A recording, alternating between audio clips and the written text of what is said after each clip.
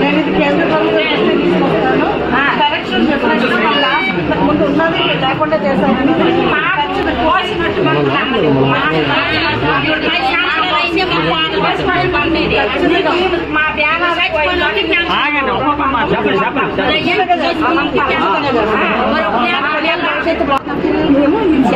తప్పనిసరిగా అమ్మా ఇది నేను ప్రభుత్వం దృష్టికి తీసుకెళ్లి ఇమీడియట్ గా దీన్ని పరిష్కార మార్గంగా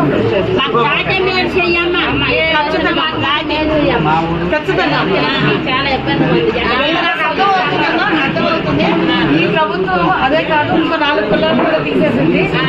మధ్యలో మా ఆధార వాళ్ళని కూడా తీసేస్తే కోర్టుకు వెళ్తానని చెప్పి బెదిరిస్తే మళ్ళీ యాడ్ చేశారు. నేను అడ్వకేట్లతో కూడా మాట్లాడతాను. అండ్ కేంద్ర ప్రభుత్వం దృష్టికి ఎలా తీసుకెళ్లి చర్యలు తీసుకోవాలో నేను చర్యలు చెప్పాను. మీకు నేను మాటిస్తున్నాను.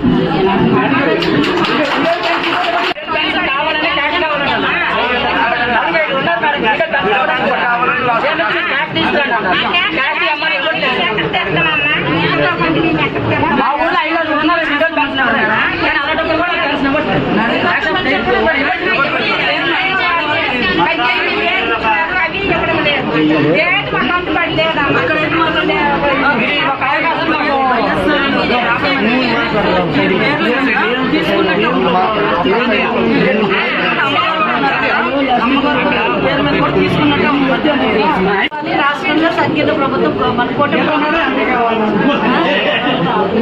గీతా మేడం ఎంపీ అయితే ఈసారి బీజేపీ కొండంత బీజేపీ ఉంది వెనకాల.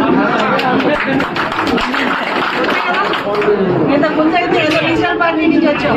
ఇప్పుడు బలమైన బీజేపీ మోదీ గారు ఉంటారు. మోదీ గారు ఉంటే మనకి ఏదన్నా అంటారు కదా, మోదీ గారి గ్యారంటీ అంటే తప్పగా అయ్యే గ్యారంటీ.